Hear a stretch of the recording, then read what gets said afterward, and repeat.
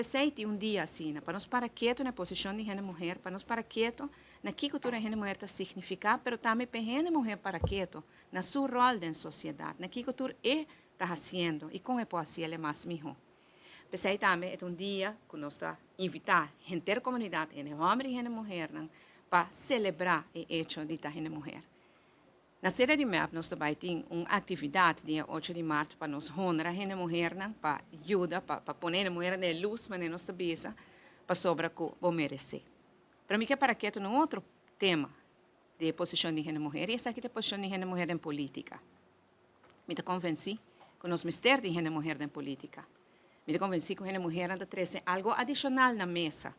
Na mesa de governação, na mesa de parlamento, na mesa de toma de decisões importantes de nosso país. Se a mulher não mostra interesse para dentro da política, anda nós está lá no campo político solamente para gente homem, até hora amanhã nós como gente mulher não podemos quejar se a gente homem não tem suficientemente conta com nosso interesse como gente mulher.